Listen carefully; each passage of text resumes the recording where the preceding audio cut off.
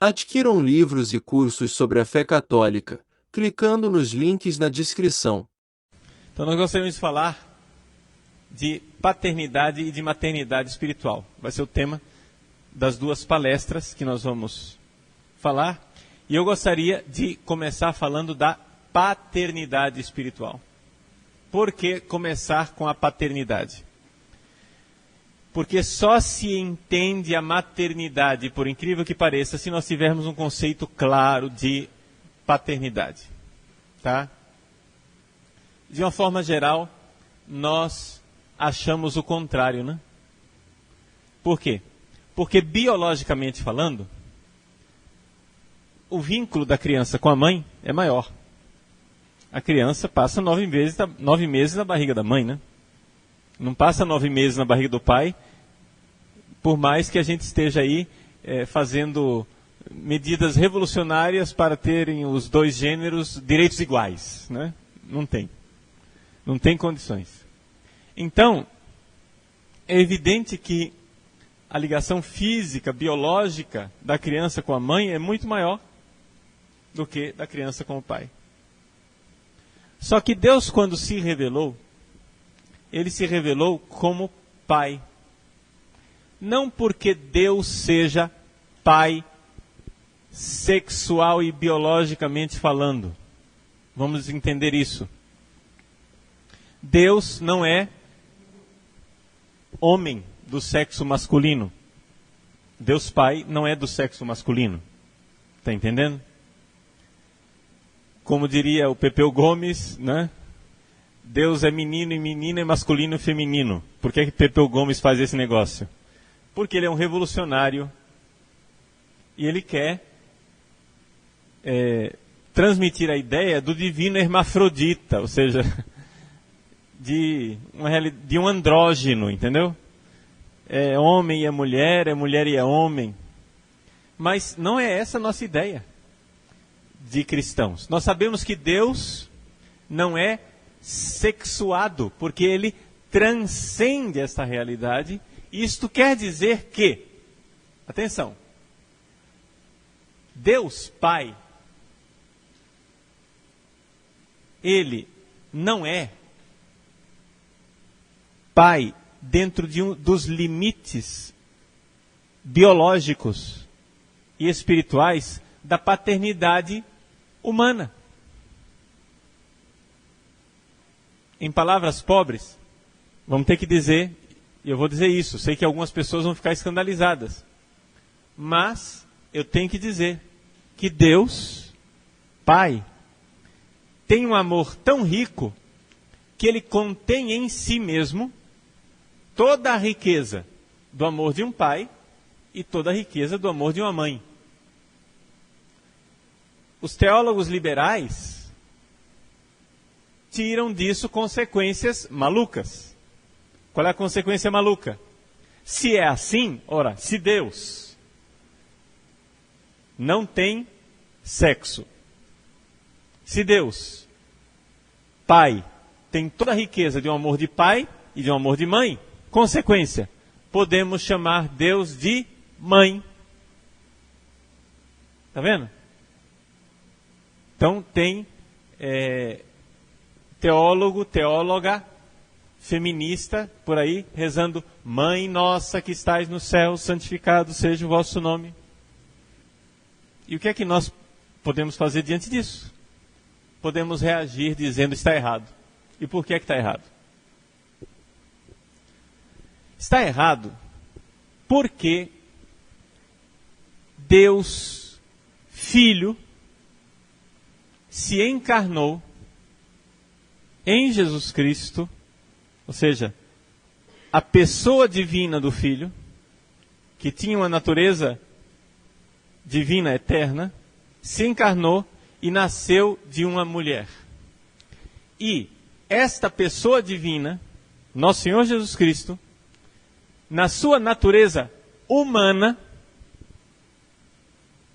olha para uma mulher e diz, mãe. Olha para o céu e diz, pai. Isso é algo real, histórico. biográfico que não dá para você substituir. Não dá para você chegar e dizer que Jesus olhava para o céu e dizia, mãe nossa. Jesus olhava para o céu e dizia, mamãe. Não. Jesus olhava para a terra e dizia, mamãe, Maria. Depois olhava para o céu e dizia, Abba, pai. Está entendendo? Ora, somente Jesus é verdadeiramente Filho de Deus. Porque Ele é Deus que se fez homem. Nós não somos filhos de Deus por natureza. Nós somos filhos de Deus só por adoção. Porque através do batismo, nós fomos inseridos no corpo de Cristo. Agora a gente pode olhar para o céu e dizer, Pai, para Deus. Por quê? Porque a partir do meu batismo, eu sou filho de Deus. Antes eu era criatura de Deus. Né? Filho de peixe, peixinho é. Para você ser filho de Deus, você precisa ser Deus. Você é Deus, por acaso? Não. Jesus é Deus? É. Então só Ele é filho de Deus. E nós só seremos filhos de Deus se estivermos inseridos no corpo dele, ou seja, na igreja. Somente os membros do corpo de Cristo são filhos de Deus. Quem não é membro do corpo de Cristo não é filho de Deus. Os muçulmanos que não são batizados não são filhos de Deus. Está entendendo? São criaturas de Deus. São amados por Deus, mas não são filhos de Deus. É interessante que os muçulmanos, eles têm uma espécie de terço que eles rezam, né? Onde, nessa espécie de terço muçulmano, eles têm os 99 nomes de Alá. Mas nesses 99 nomes que eles recitam, não existe o nome de pai. Alá, para os muçulmanos, não é pai. E ao fazer isso, eles estão corretos. Sabe por quê? Porque de fato não tem cabimento uma criatura humana chamar Deus de pai. A não ser que seja poesia. Quer fazer poesia? Então chama Deus de pai. Seria a mesma coisa de o sapateiro fazer um sapato, aí o sapato olha para o sapateiro e diz, papai, né? De fato, é pai dele, mas só no sentido poético, porque o filho do sapateiro de verdade está em casa, chorando, no berço, entendeu? Sapato é uma confecção, é uma criatura, se você quiser chamar, mas não é filho. Está claro isso para vocês? Então, filho de Deus somente Jesus. Então vejam que com a encarnação de nosso Senhor Jesus Cristo, acontece algo de diferente no relacionamento sexuado que existe entre nós, criaturas humanas, e Deus. Antes de Jesus, nós poderíamos falar com Deus indistintamente, né? Esse Deus assim do Pepeu Gomes, né? Essa coisa assim meio andrógina, que não é homem, não é mulher, não é nada, é um princípio. Mas depois de nosso Senhor Jesus Cristo, Jesus se relaciona, Jesus enquanto ser humano, ele é uma pessoa divina, mas ele se encarnou como homem, igual a nós em tudo. Enquanto ser humano, ele se relacionou com Deus Pai, enquanto princípio de paternidade. E Maria, enquanto mãe, era o princípio de maternidade. Se nós consideramos isso, na nossa reflexão espiritual, o que nós podemos e devemos dizer é que o relacionamento de Jesus com Deus Pai é a forma como nós temos que nos relacionar com Deus. Assim como Jesus não chamava Deus de mãe, nós também não podemos chamar Deus de mãe. Está claro isso para todo mundo? Não tem cabimento. Porque nós só podemos chamar Deus de Pai em Jesus Cristo. Nele, inseridos nele. Estão entendendo?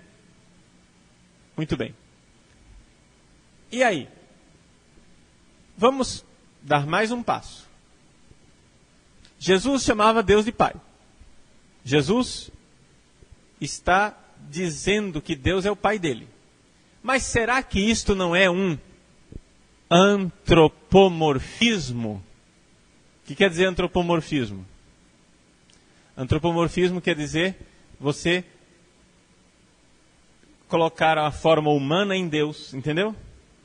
Por exemplo, no Antigo Testamento, diz assim, que Deus, então,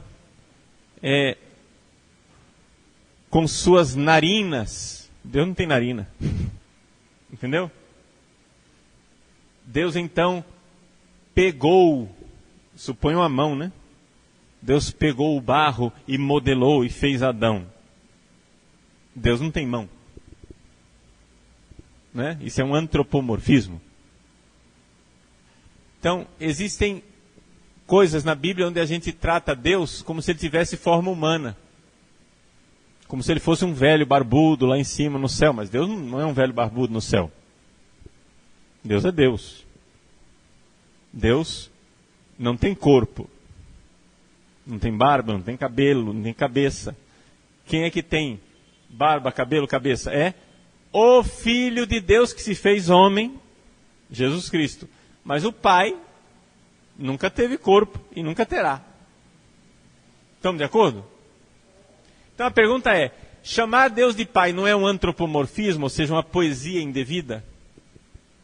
A resposta de Jesus, se nós considerarmos o que ele nos fala, é exatamente o contrário. Não é que chamar Deus de Pai é um antropomorfismo, é que chamar o homem de Pai é um teomorfismo. Explico.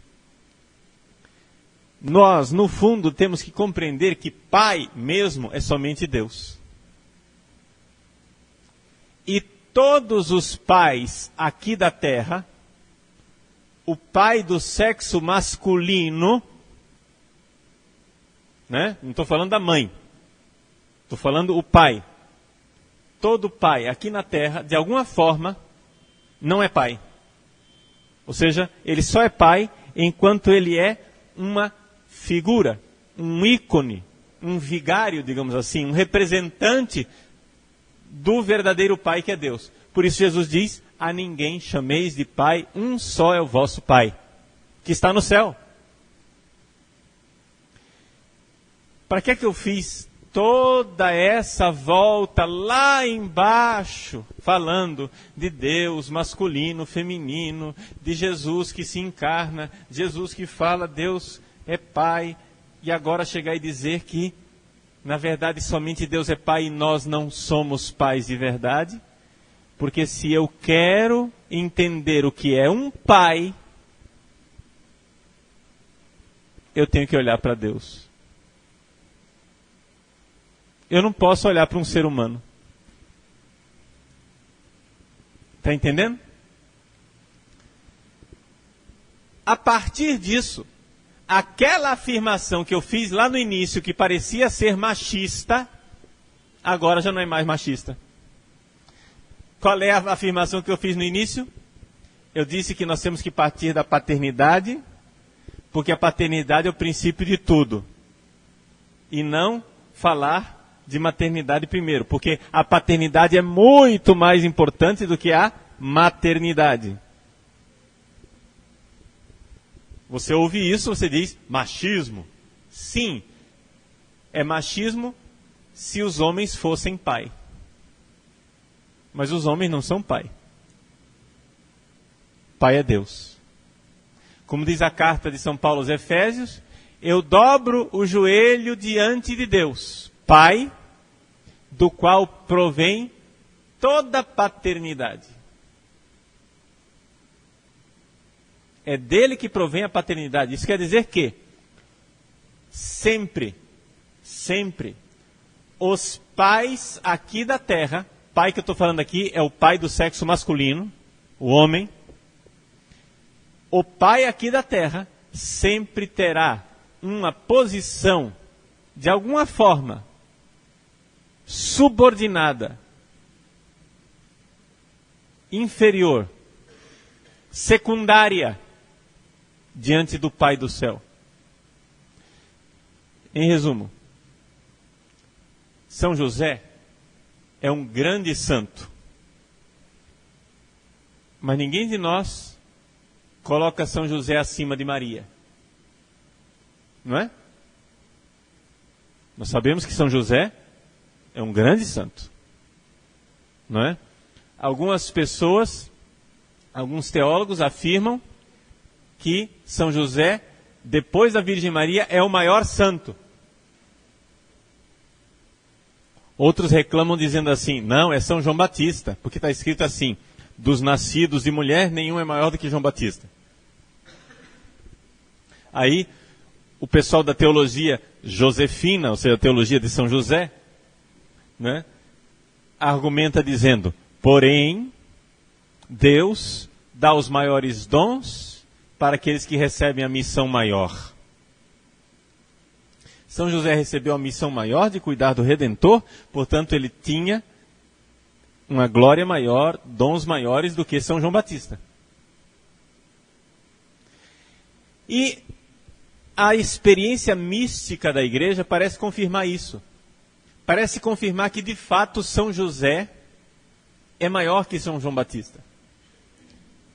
Por várias razões. Primeiro, existe uma devoção maior, objetivamente, a São José do que a São João Batista. Em segundo aspecto, São José é padroeiro da igreja. Toda. Porque ele cuidou da igreja nascente, Jesus e Maria. A igreja não é o corpo de Cristo? Então é ele que foi o guardião. A carta de João Paulo II, Redemptoris Custos, o custódio, o guardião do Redentor, São José. São José guardava, cuidava de Jesus. Uma coisa interessantíssima que pouca gente sabe, São José tem um poder extraordinário quando invocado diante dos ataques do demônio. Sabiam disso? A quarta-feira é dedicada a São José, assim como o sábado é dedicado à Virgem Maria. Quarta-feira é dia de São José, sempre, toda quarta-feira. O Padre Pio de Pietrelcina, vocês sabem que ele recebia muitos ataques demoníacos. O demônio até batia nele fisicamente. Mas ele nunca era atacado na quarta-feira, por causa da grande devoção que ele tinha a São José. Nos exorcismos, são 3 nomes que torturam especialmente o demônio. Jesus, Maria, até aí vocês sabiam, mas tem o terceiro, José. São José pronunciado diante do demônio é um negócio. O demônio se contorce e cede diante da autoridade desse guardião da igreja. Claro que também temos que acrescentar São Miguel Arcanjo, né? E os anjos que nos ajudam na luta contra o demônio. Bom, estou dizendo isso para não desprezarmos São José. Estou dizendo isso para a gente dar o grande valor e importância a São José. Porém, vamos entender que São José é, de fato, uma figura totalmente dependente de Deus Pai. Ou seja, a ninguém chameis de pai. Você chega e diz assim, então quer dizer, padre, que vamos pegar isso ao pé da letra. Eu não vou mais chamar meu pai de pai. Não, gente. A igreja nunca fez isso. Ninguém jamais aplicou essa palavra de Jesus de forma fundamentalista. Aliás, nem o próprio Jesus, que chamava São José de pai. Como é que eu sei que Jesus chamava São José de pai? Eu sei porque no episódio em que Jesus é perdido e reencontrado no templo entre os doutores, Maria olha para Jesus e diz: Filho, teu pai e eu te procurávamos. Teu pai. E aí Jesus, não é, responde: não sabíeis que eu devo me preocupar com as coisas do meu pai? E aí fala pai com P maiúsculo. Mas Jesus não rejeitou o fato de Maria chamar São José de pai. Aliás, foi a forma, Maria ali estava demonstrando que essa era a forma corriqueira como José era tratado na família. Teu pai e eu. Não é? Então é sinal de que havia um relacionamento paterno com José. Mas José era ícone, sinal, sacramento de uma paternidade maior. Ou seja, em resumo, pai é somente Deus. Nós, seres humanos, não somos pai. Nós, seres humanos, somos pai de forma subalterna. Nós somos pai enquanto somos um sinal de uma paternidade invisível da qual todos dependem. Dobro o joelho diante de Deus, Pai, do qual provém toda a paternidade. Bom, tendo dito isso, então, é que a gente deve dar os passos, os primeiros passos, para enxergar o que é a paternidade de Deus e também para que os homens saibam ser sinal dessa paternidade aqui na Terra. Tá? E aqui vem a coisa. O amor de Deus Pai é um amor tão rico, é um amor tão perfeito, que ele possui todas as riquezas do amor paterno e do amor materno. Mas existem algumas características da paternidade de Deus que nós vemos refletidas em São José, refletidas no relacionamento de Jesus com Deus. Então vamos olhar um pouquinho para a figura de São José, enquanto reflexo daquilo que é um pai para nós aqui na Terra. Primeira coisa interessante.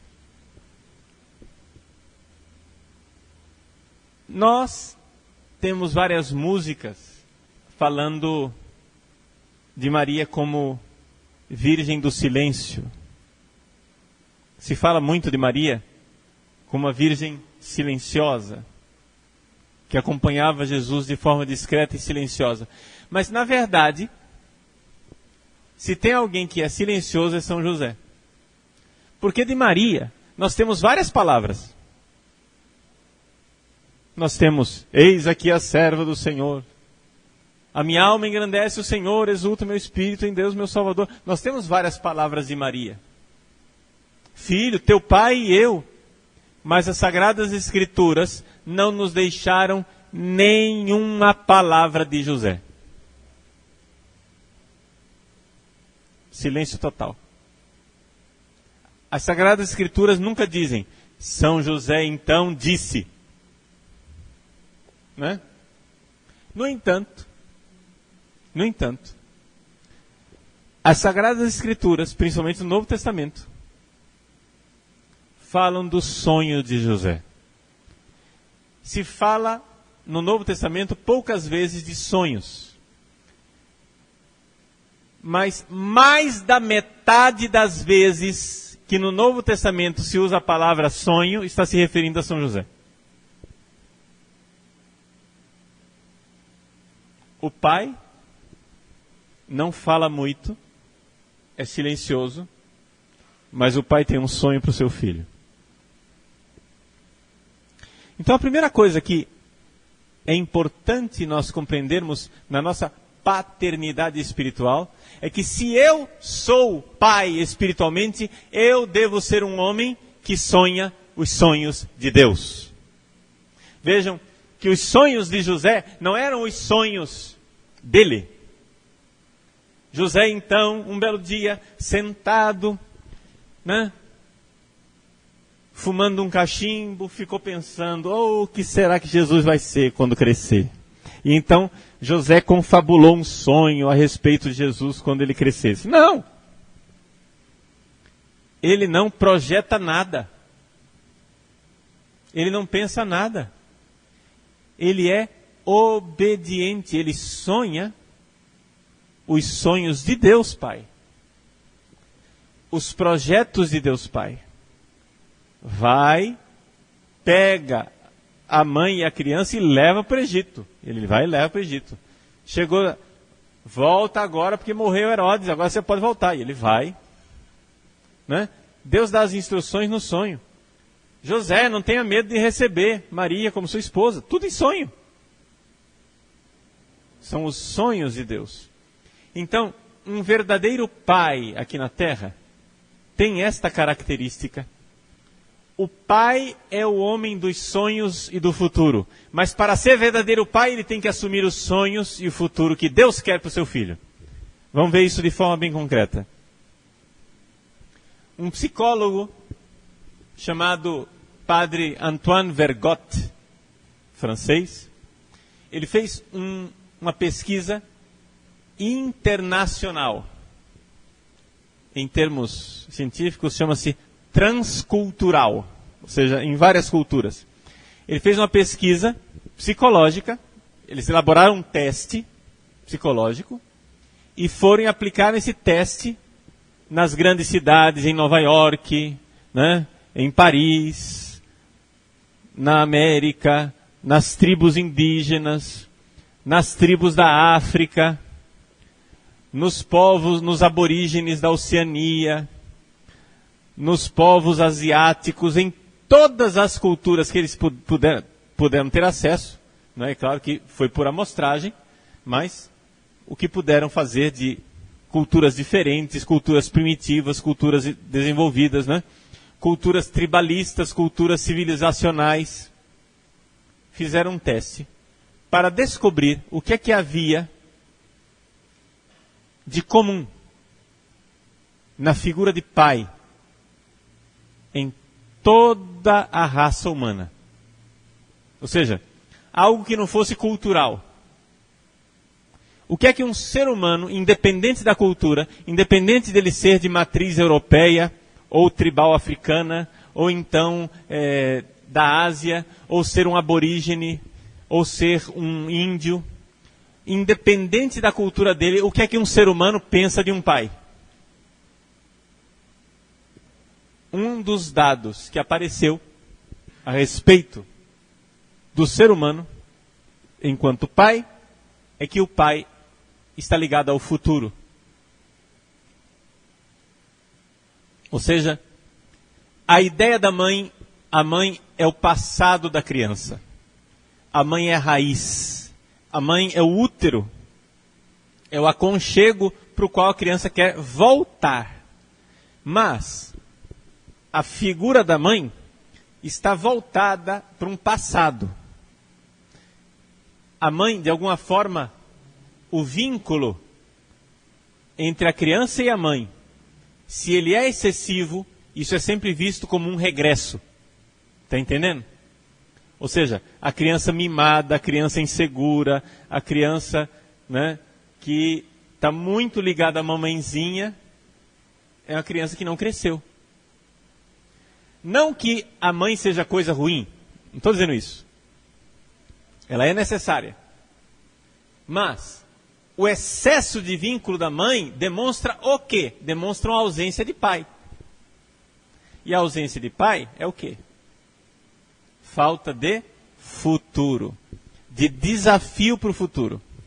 A famosa frase, né, que vocês já ouviram da minha boca várias vezes, esse exemplo, mas a famosa frase do pai que olha para a esposa e diz assim: o que é que esse menino vai ser quando ele crescer?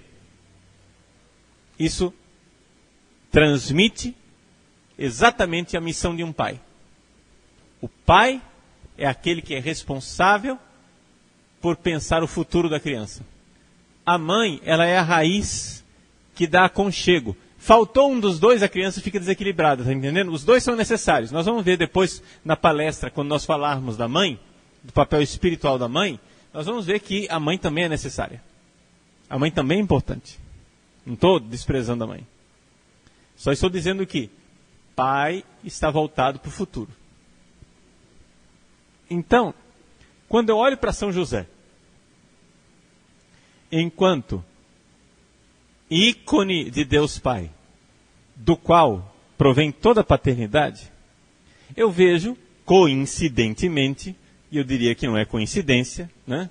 Mas é exatamente uma verdade também da Escritura, ou seja, aqui a verdade científica descoberta pelo psicólogo coincide com a verdade espiritual que está lá, né, colocada nas Sagradas Escrituras, através de São José, da figura de São José. São José é aquele que sonha o futuro da criança. Mas São José joga uma luz que o psicólogo não conseguiu ver, porque isso daí não está, depende da revelação divina. É Deus que tem que revelar isso. É o fato que o pai, sim, é responsável pelo futuro da criança, mas o pai, responsável pelo futuro da criança, tem que sonhar o sonho de Deus, não o sonho dele.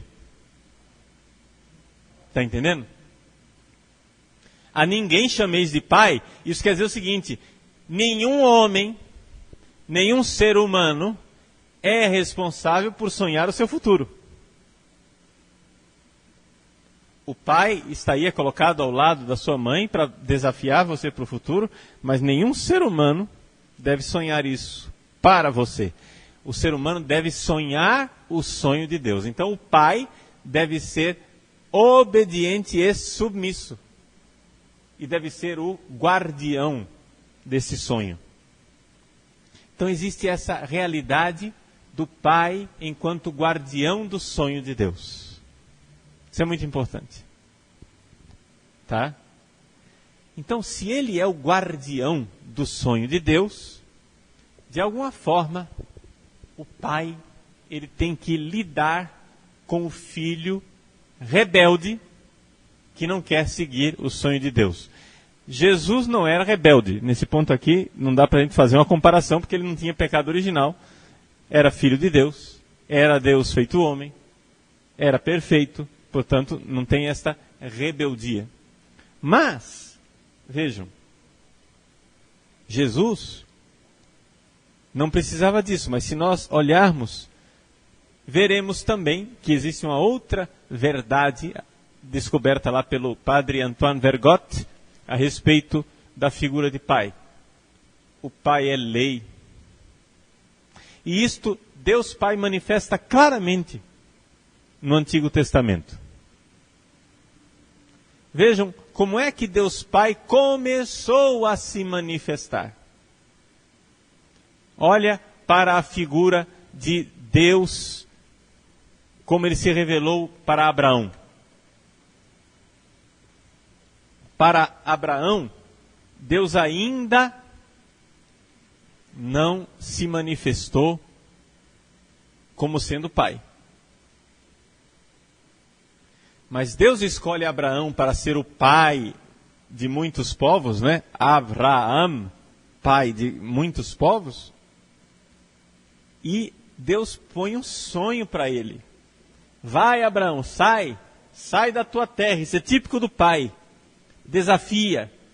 Vai, sai daí. Sai da tua terra e vai. Para onde? Não interessa, vai indo. Caminha. Eu vou te mostrar. Deus tem o seu sonho. Quando o povo de Deus finalmente está pronto para entrar na terra prometida, o que é que Deus dá a eles? Antes de dar o futuro, que é a terra, Deus dá a eles uma lei. Moisés. Deus os arranca da escravidão do Egito e dá a eles uma lei, um limite. E isso o Vergote já viu com clareza. Em todas, atenção, todas as culturas, o pai é uma figura da autoridade. E a autoridade, me desculpem as feministas, mas isso daqui a gente não pode falsificar os dados da pesquisa, não é? A autoridade da mãe é uma autoridade que depende da autoridade do pai. É interessante isso. Em todas as culturas, a mãe manda em nome do pai. Ou seja, a famosa história, eu vou falar para o seu pai. Por que é que a mãe recorre tão automaticamente a esse tipo de frase? De alguma forma, existe essa consciência de que o pai é que é a lei. Por quê? Nós iremos ver quando formos ver o papel espiritual da mãe, né? Que existe, evidentemente, uma certa cumplicidade entre a mãe e a criança. Exatamente pelo fato de que ela ficou com a criança 9 meses na barriga, né? E ela é o vínculo, ela é a raiz, ela é o aconchego, ela é a acolhida, ela é o chamado amor incondicional, não é? E já que ela é amor incondicional, ela, então, se manifesta assim. A criança sente muito mais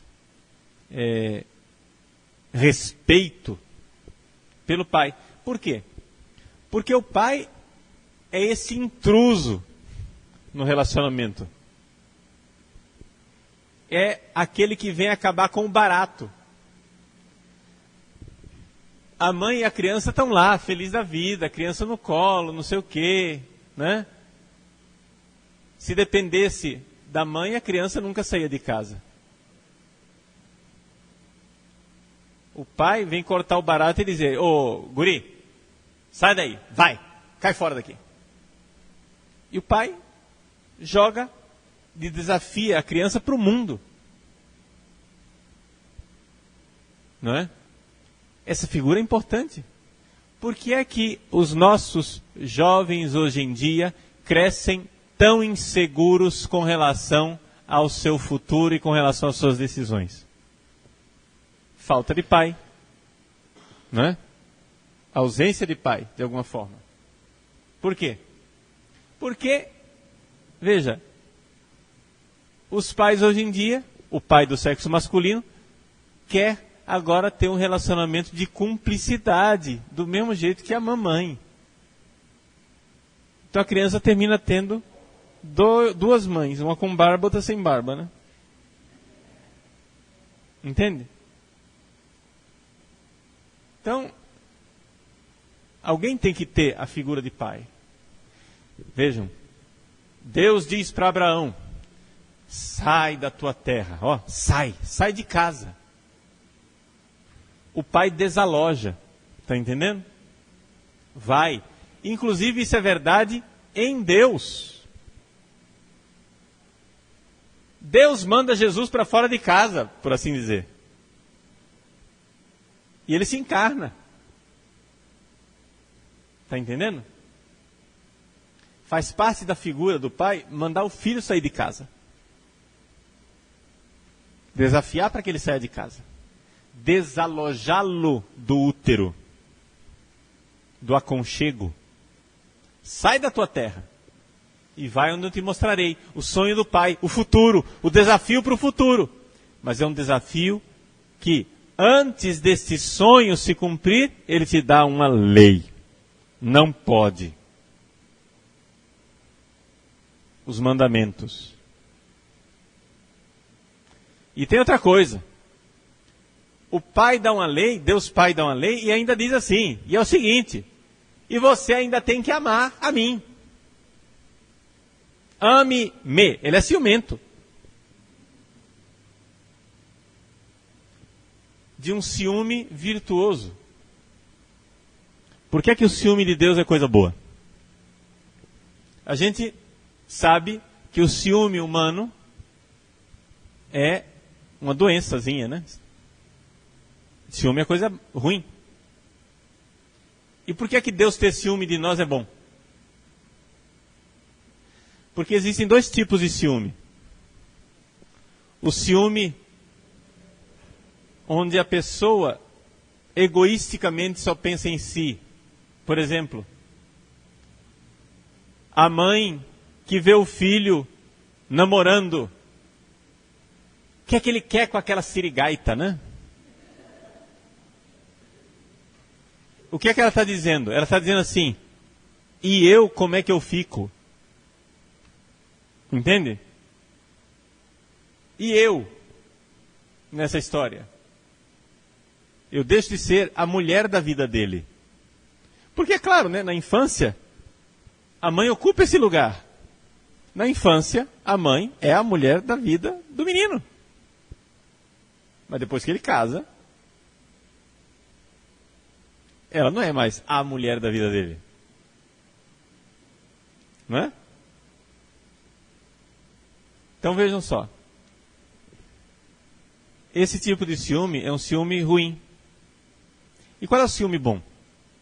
O ciúme bom é quando o pai e a mãe pensam, e o meu filho como é que ele fica? Ou seja, é ruim para o filho não amar o seu pai. O filho que não ama o pai e não ama a mãe está cortando o galho em cima do qual ele está sentado. Porque pai e mãe são a estrutura da personalidade dele. Então, um filho que se revolta contra o pai, vejam só, que é uma coisa, pai é lei. Pai, a missão de pai ela é desagradável. Pai chega e diz, está errado, cala a boca, para com isso, não faça isso, é proibido. Se comporte, seja honesto, seu pai. E o filho é chamado a amar o homem que faz isso. É amar a lei que me limita. Porque isto me faz bem. Eu me lembro quando eu era criança, lá no Nordeste, antes de dormir, a gente pede a benção, né? Então, eu pegava a mão do meu pai, da minha mãe, eu dizia, benção, pai, e beijava a mão do pai. E lá tem um costume interessante, que é que o pai e a mãe, para retribuir o carinho, beija também a mão da criança. Em alguns lugares do Nordeste, isso é tão automático, não é? Que até, fazem isso até com padres. Não é? A pessoa vem, beija a mão do padre e já vai com a mão dele direto na sua boca, para o padre beijar de volta.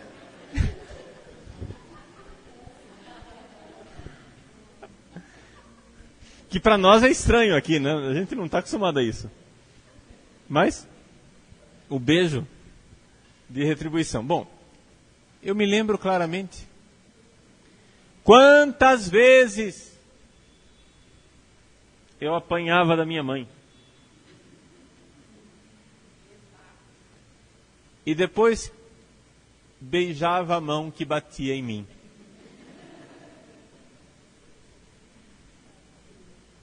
Mas isso é um símbolo importante.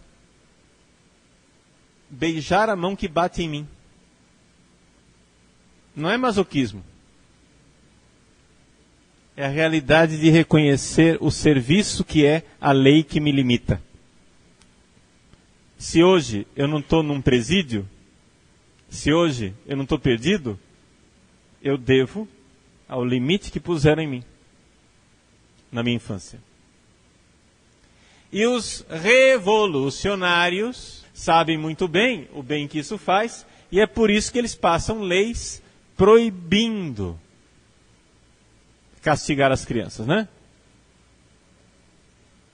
Eles pegam os abusos como argumento para abolir o uso. Entendeu?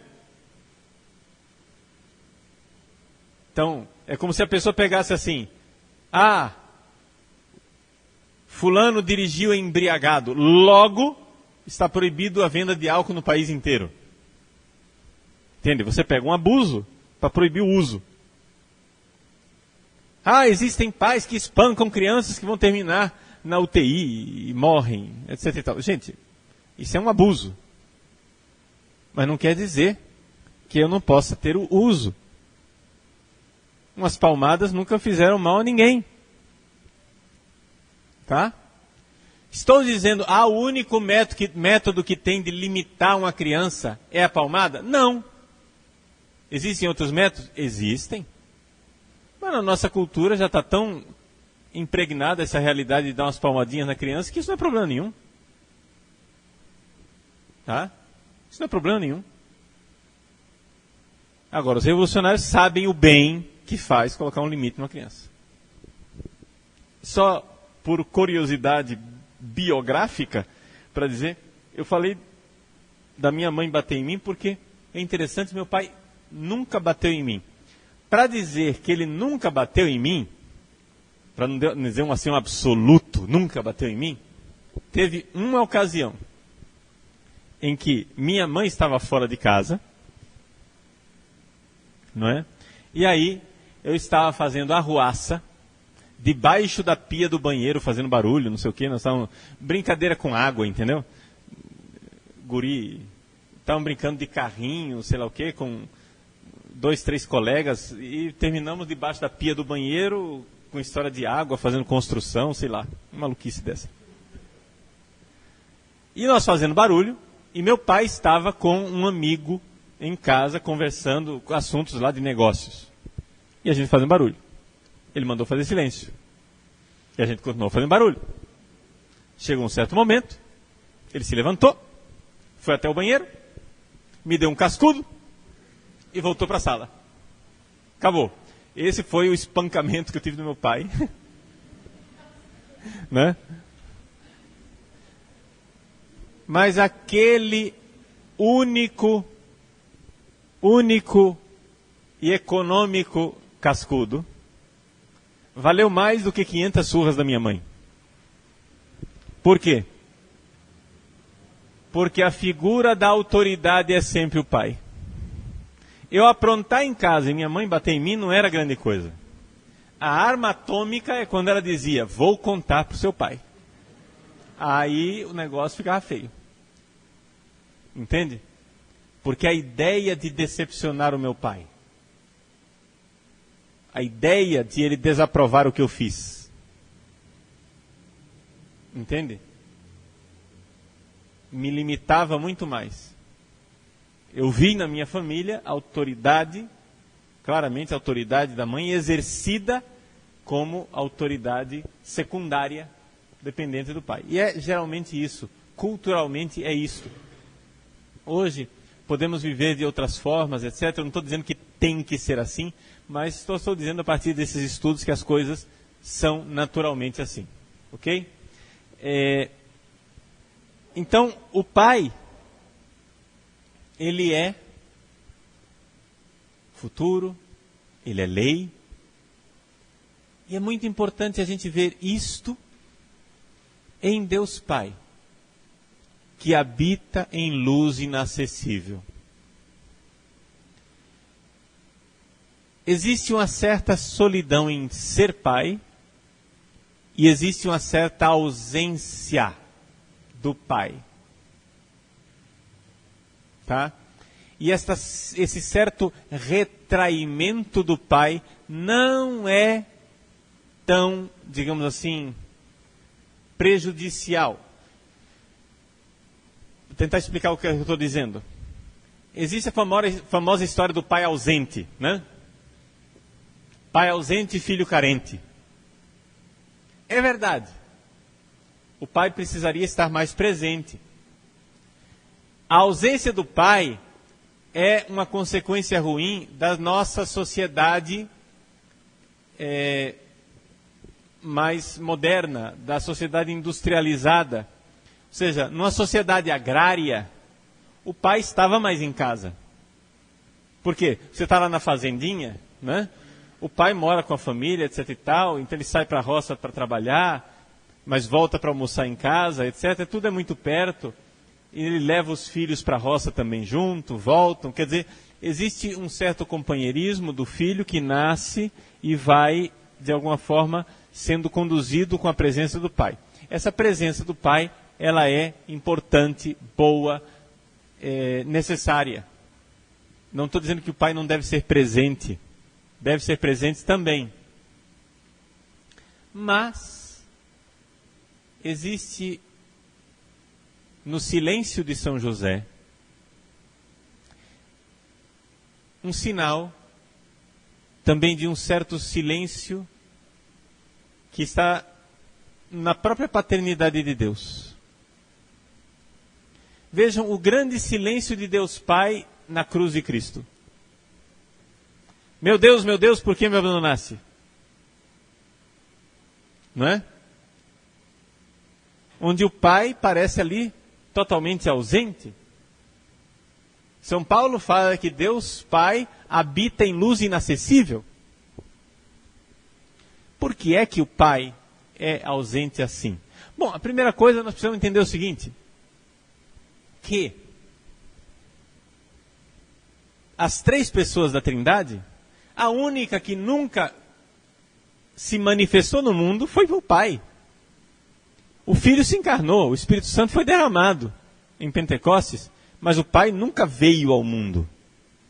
Não se ouve falar nas Sagradas Escrituras de uma vinda de Deus Pai. Não é?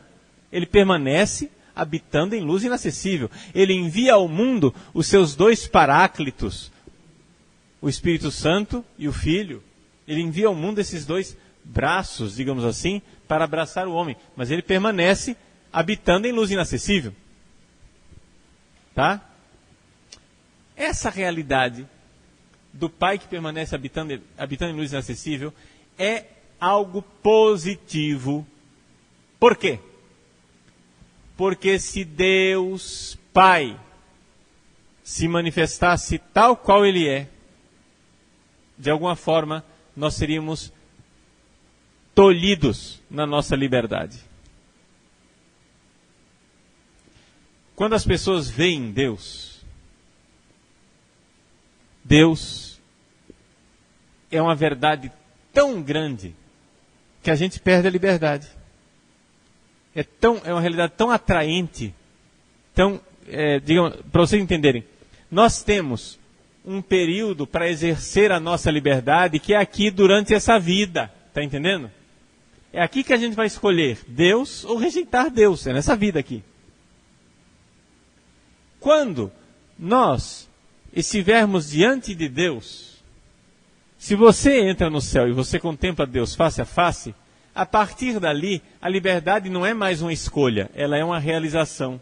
Ou seja, você é plenamente livre no sentido de que você queimou todos os cartuchos e agora você já fez todas as escolhas que deveria fazer, agora você é um homem livre, mas não tem mais escolhas para serem feitas. Está entendendo?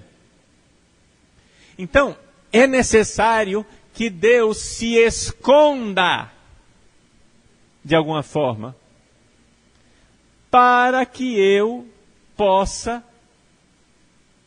também escolher na minha vida. E isso é também uma característica do pai. O pai, o verdadeiro pai, deixa o filho tomar decisões. A mãe tem uma tendência de decidir pelo filho. O pai deixa o filho quebrar a cara. Entende? Ele orienta. Ele dá dicas. Ele joga um pouco de luz. Mas, no fundo, você permanece na sua liberdade. E isso é grande. Isso é um dom. O pai não é possessivo.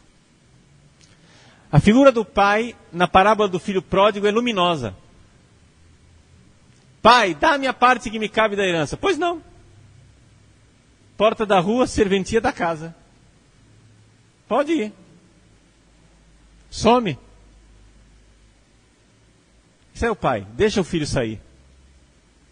Se fosse uma mãe, ia ser um escândalo, né? Se fosse uma mãe, ela ia se jogar na porta e dizer: você não passa daqui. Você só sai daqui por cima do meu cadáver. Né? O pai, tranquilamente, deixa o filho escolher. Mas vejam, mas por que esse pai não é um pai ausente? Porque aquele filho sabia qual era a vontade do pai. Quando ele volta para casa, ele diz: pai, pequei contra o céu e contra ti. Ele sabia que estava indo contra a vontade de Deus e a vontade do pai. A vontade do pai era clara. Só que o pai não decidiu por ele. Ou seja, é necessário que o pai se retraia e sofra as escolhas do seu filho. Sofra ver o seu filho se destruir. Isto pode ser interpretado pelo filho como indiferença, como ele não se importa, ele não está nem aí. Por que me abandonaste?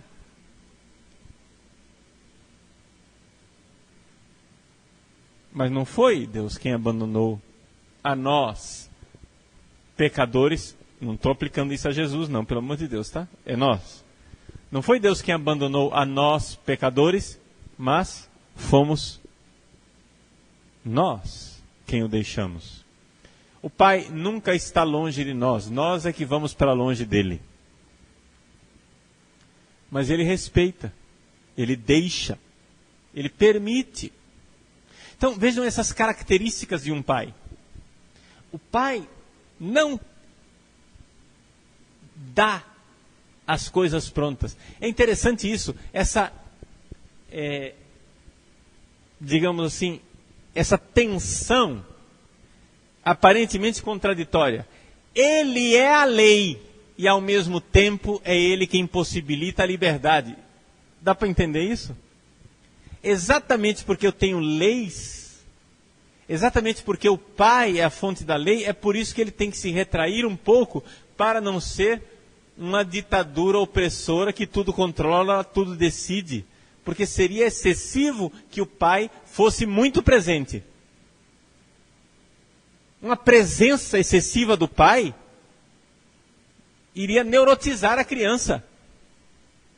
Está entendendo? Porque você viver amarrado com a lei o tempo inteiro é um negócio triste. Quando você, ao invés, tem a lei, quando você, ao contrário, tem alguém que te limita, que diz não, não é isso, não pode, não é, não faz. Mas ao mesmo tempo você vê que aquela pessoa não está decidindo por você o tempo todo, não está opressivamente em cima de você, olhando por cima do seu ombro tudo que você está fazendo o tempo todo, controlando cada passo seu. Está presente, sim, mas como uma lei dentro do seu coração que possibilita a sua escolha e a sua liberdade. Então, o pai ele precisa ser lei para o seu filho, é ele quem é, de alguma forma, encarregado de colocar a lei de Deus, uma experiência da lei no coração da criança, mas ao mesmo tempo ele é aquele que cria o espaço da liberdade, um pouco se retirando em luz inacessível, o que significa, minhas senhoras e meus senhores, que quem quiser ser pai neste mundo tem que aprender a amargar uma certa solidão. Entendeu? Por quê? O cúmplice que será sempre convidado para sair vai ser mamãe. Mãe, vamos ali. Mãe faz isso comigo. O pai não é convidado para as coisas. Ele permanece habitando em luz inacessível, por assim dizer. O pai não é cúmplice para a arruaça. Porque ninguém vai fazer arruaça com a polícia, entendeu? Você não convida a polícia para sair com você para tomar chopp. Entendeu? Então, existe essa dificuldade de ser pai, é por isso que muita gente declina esse papel de pai e resolve ser mãe, mesmo sendo masculino. Bom, para concluir, nós vimos que se quisermos enxergar o papel de pai, precisamos olhar para Deus Pai.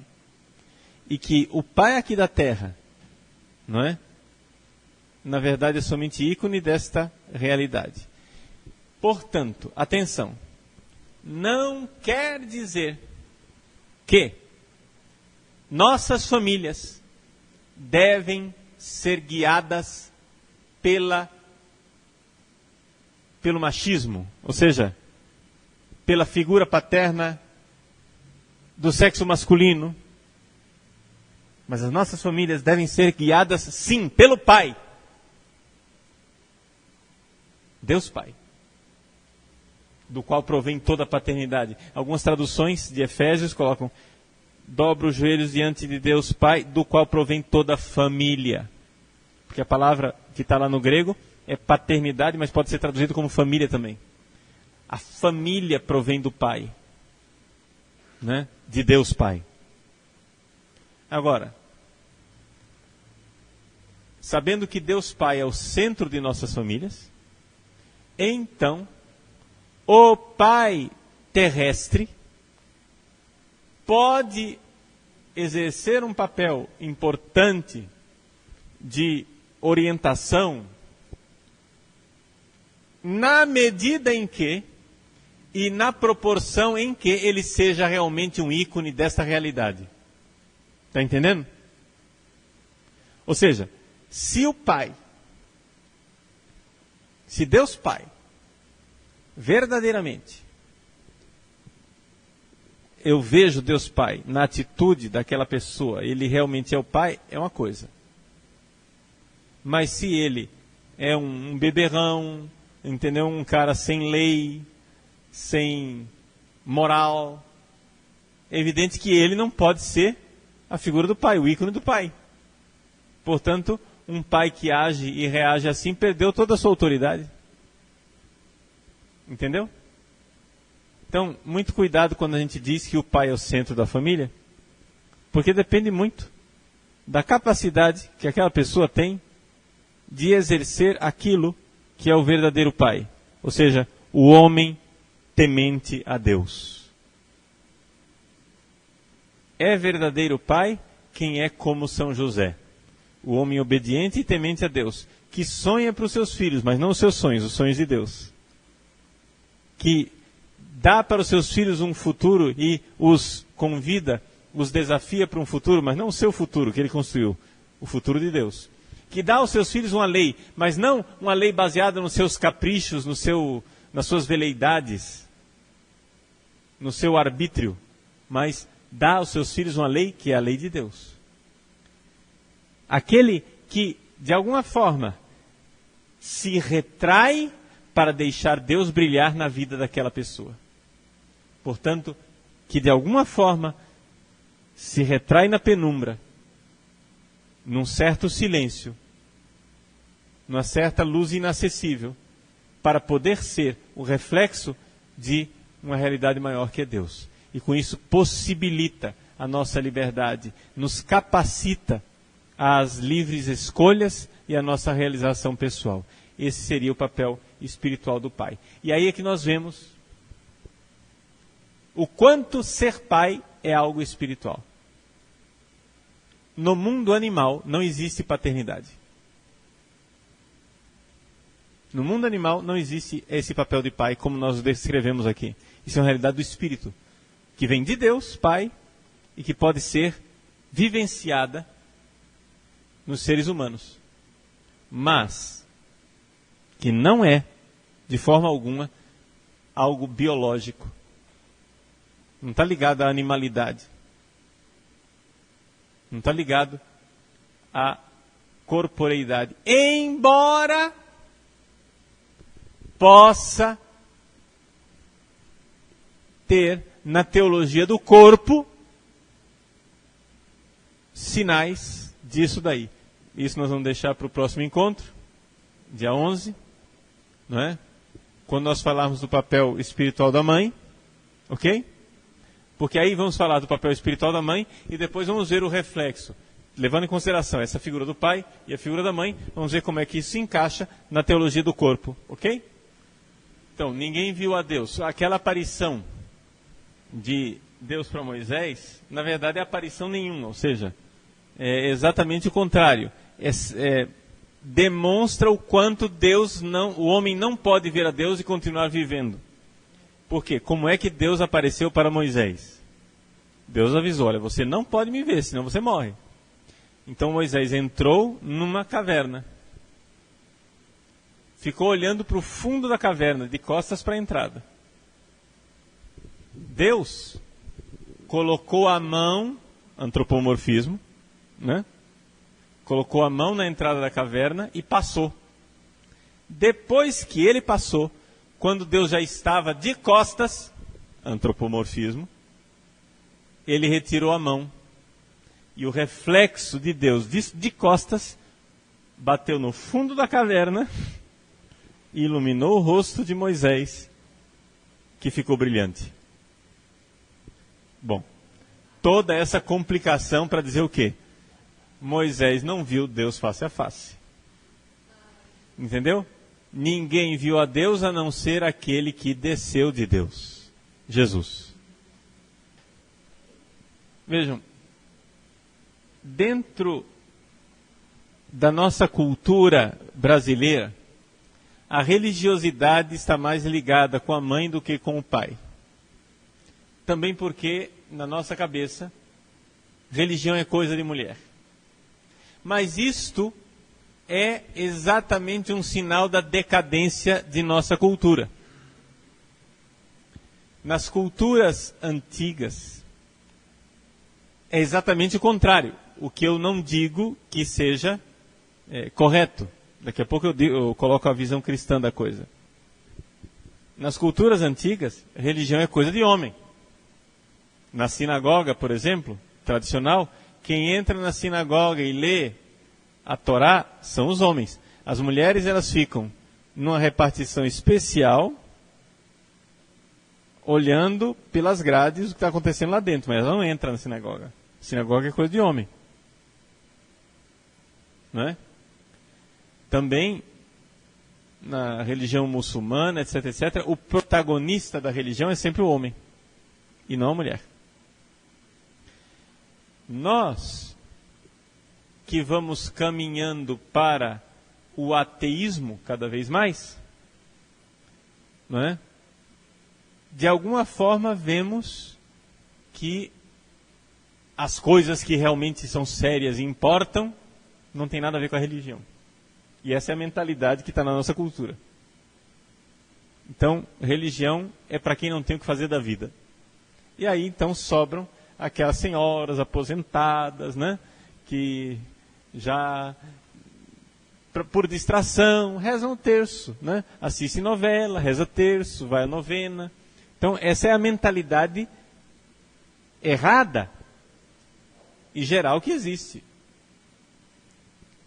E o cristianismo? O que é que seria? Não é nem uma coisa nem outra. Não é nem a visão de que a religião é das mulheres e nem a visão de que a religião é dos homens. Se nós formos olhar no cristianismo, nesse papel homem e mulher, nós veremos o seguinte. Primeiro, de alguma forma, a falência dos homens já estava prevista na história da igreja quando nós olhamos para a falência dos homens na vida de Jesus. Jesus é cercado de homens, os apóstolos. Quando ele é preso, são os homens que desaparecem, são as mulheres que ficam ao redor dele. Só fica o Joãozinho no pé da cruz, né, com Jesus. Só um representante masculino, e mesmo assim não era um homem adulto. Era um jovem. Essa espécie de falência do sexo masculino na vida de Jesus, de alguma forma, prevê essa falência geral da presença masculina dentro da igreja atual. É como se a igreja está seguindo na sua vida os passos de Jesus. Ou seja, ela vive a paixão, morte e ressurreição do seu divino fundador. Então, nos últimos tempos, diante da provação, da apostasia geral de quem abandona Jesus, só ficará junto à cruz de Cristo aqueles homens que tiveram a coragem de deitar suas cabeças no peito do Mestre. Ou seja, que tiveram alguma experiência mística, espiritual. Entendeu? E as mulheres serão a grande força da igreja, com essa presença masculina qualificada. Isto, só estou dizendo, olhando para a vida de Jesus. Dentro do cristianismo como um todo, é evidente que tanto o masculino como o feminino têm uma missão importantíssima. Por quê? Nós iremos ver com mais clareza no próximo encontro. De alguma forma, a visibilidade, a institucionalidade, aquilo que é sacramental dentro da igreja, digamos assim, está mais ligado com o masculino, ou seja, com o filho que se encarnou. Né? Então, de alguma forma a gente vê assim, por exemplo, a instituição, o sacerdócio, né, é reservado para os homens. A instituição igreja, digamos assim, o poder, o exercício do poder ordenado é reservado para os homens. Os homens têm o papel da maior visibilidade dentro da igreja. Enquanto, por outro lado, o Espírito Santo parece estar mais ligado com as mulheres. Ou seja, enquanto, de alguma forma, a encarnação do Filho é mais masculina, o derramamento do Espírito Santo parece estar mais ligado às mulheres, porque, se vocês forem ver, historicamente falando, não é, os grandes expoentes da mística dentro da Igreja Católica sempre foi de maioria esmagadora feminina. Por exemplo, pega aí as aparições da Virgem Maria. São pouquíssimas as aparições feitas a homens. As aparições, normalmente, via de regra, são feitas a mulheres. Não é isso? Existem aparições feitas a homens, mas, de uma forma geral, é as mulheres que vêm. Carismas, experiências místicas, são as mulheres. Isso daqui é uma ação do Espírito Santo.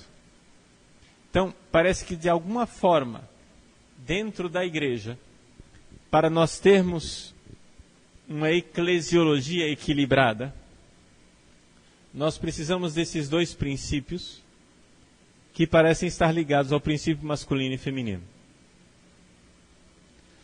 De tal forma que, nos momentos de grande crise, parece que a instituição, a visibilidade masculina é que vai à falência.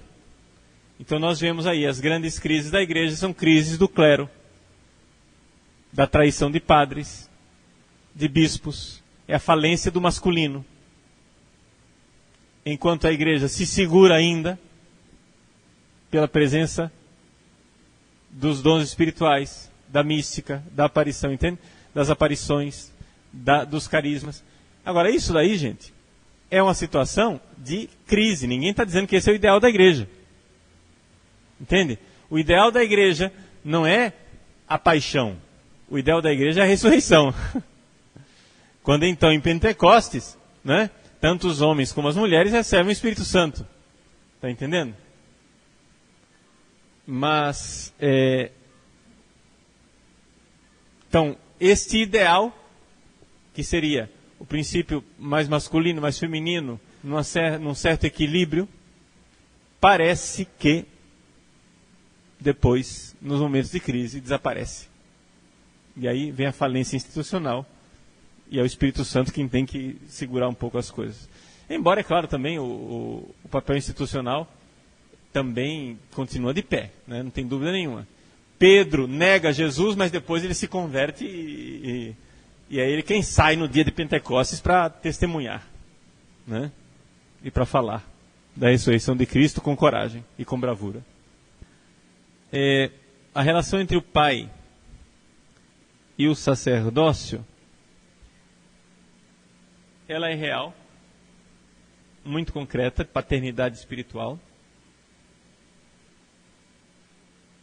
O sacerdócio está muito ligado à pessoa do Filho, Jesus. Então é por isto que nós chamamos os padres de padres, ou seja, porque o padre está configurado a Cristo e Jesus pode dizer, quem vê a mim, vê o Pai. Então o rosto é paterno. Está entendendo? Quem vê a mim, vê o Pai. Então Jesus é o rosto do Pai. Tá? Então existe essa realidade de quem vê a mim, vê o Pai. Essa realidade do sacerdócio está ligado àquilo que dentro da teologia o cardeal von Balthasar chamou de princípio petrino da igreja. Ou seja, toda essa parte de São Pedro, os apóstolos, visibilidade, sacerdócio, etc. Que é também complementada pelo chamado, sempre usando a linguagem de von Balthasar, princípio mariano, que seria aquele princípio feminino que fomenta a vida religiosa, a consagração religiosa. Tá? As religiosas são numericamente mais mulheres do que homens, pelo menos atualmente, né? Não saberia dizer se na história da igreja foi sempre assim. Pelo menos parece que na época do deserto não era assim, porque a dureza da vida do deserto não era muito própria para as mulheres. Mas sempre houve a ordem das virgens e das viúvas, desde o início da igreja, né? As virgens e as viúvas que se entregavam e se consagravam a Deus. Então, é o princípio mariano da igreja. Então, a vida religiosa, de alguma forma, é mais feminina, um princípio mais esponsal, né? Tanto que, não sei se vocês se lembram, quando nós falamos do celibato do padre e do celibato do religioso, nós vimos que existe uma diferença. Enquanto o celibato do padre se justifica porque ele é o Cristo, esposo da igreja, o celibato religioso se justifica porque ele é a igreja, esposa do Cristo. Né? Não sei se lembram disso. Né? Então, as religiosas, elas cultivam muito essa espiritualidade de esposa de Cristo. Não é isso? Enquanto o padre, não é? Ele é o Cristo esposo da igreja. Então, mesmo os religiosos do sexo masculino têm essa tendência mística de se colocar na posição feminina enquanto alma esposa. Você pega as poesias de São João da Cruz, né? Sempre alma, fala enquanto esposa do amado, que é Cristo. Então tem um pouco essa dinâmica feminina na vida religiosa, mesmo quando vivida por um homem, que não quer dizer nada de homossexualismo, nem de ser efeminado, não tem nada a ver, tá? Mas tem essa realidade.